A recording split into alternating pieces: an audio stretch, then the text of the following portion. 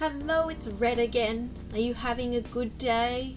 I'm gonna make it better by reading some r/MaliciousCompliance. Alright, let's get started with our first story. You want it as early as possible? Will do! I deliver newspapers for my side hustle. Rule is before 6 a.m, but one person always complains.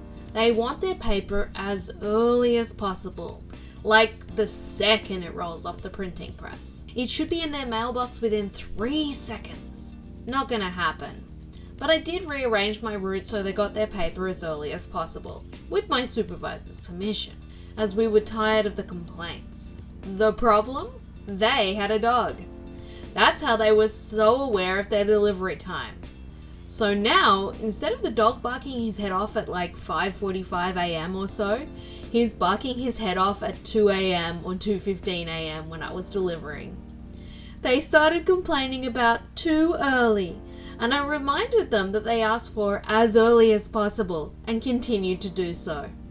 They want to complain? Fine. They did that and got what they asked for. Let's see what happens if they complain again. I know you're having fun, so now's a great time to like this video and click the subscribe button, and don't forget to click the notification bell so you see all my videos when they come out. Okay, our next story. Teacher tells me to keep my camera on during a blood transfusion, then gets mad at me for her being uncomfortable. I'm a 16-year-old girl. Yesterday I emailed my teachers and I told them I'll be in the hospital getting an infusion for a chronic illness. And I asked if they would mind if I had my camera off for the meetings. All of them said yes, that's fine, except for my history teacher. She said she needs to know I'm actually in the class. I tried to explain my situation and that I was uncomfortable with the class seeing me in the infusion clinic with my central line and all my monitors. I usually wear sweaters to cover it at home, but I feel weird when wearing a sweater over it during an infusion. She basically said tough crap and that I need to show up for class. So the class starts and I log into the meeting and you can very clearly see the central line in my chest, the IV pole with the unit of blood and the monitors that go on my chest. I forgot what they're called. My teacher looked visibly uncomfortable the entire time and emailed me after class saying I made her uncomfortable and what I did was completely unprofessional. I reminded her that she said I had to have my camera on the whole time. I wasn't wearing anything too exposing or anything. It was a low-cut shirt that I'd worn to school plenty of times, so I assumed it would be fine for Zoom. And my parents aren't on my side for this. They think all children need to respect their elders, and the adult in the situation is always right. So if I do go forward with reporting her, I'm on my own. Sometimes I think people need to think before insisting on exerting their authority over someone else. The teacher got what she asked for. And our last story for today. Sexual harasser needs a referral. I worked in media. Occasionally, many of us who worked together would attend events in the city. They weren't work events, but we usually hung out together. After work, several of us attended an event downtown. There was quite a bit of alcohol and fun being had by all.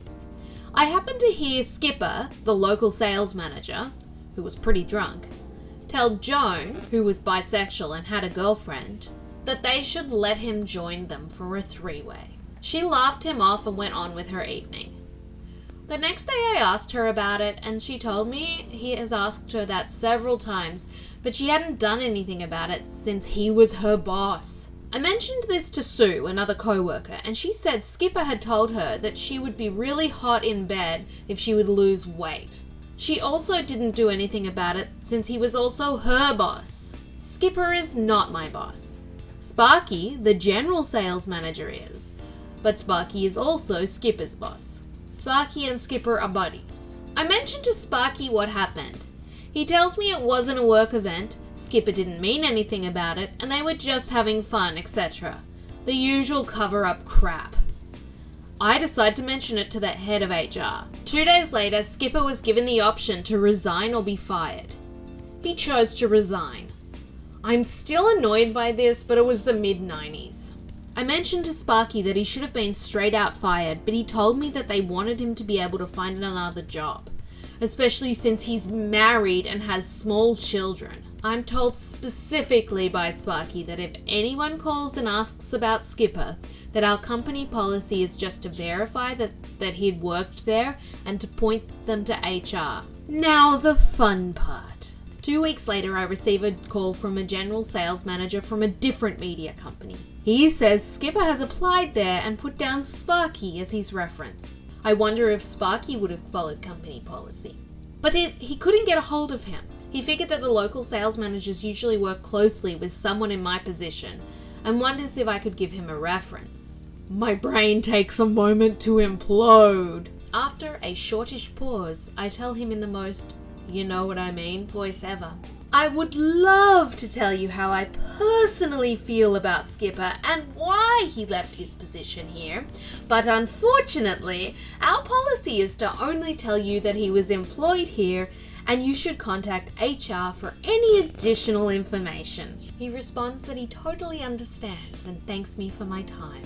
I tell Sparky that he missed the call and I spoke with him. Sparky looked like he was going to soil himself. I told him exactly what I said, but without the emphasis or tone. Color returned to his face and he said, okay, good. Skipper did not get the job.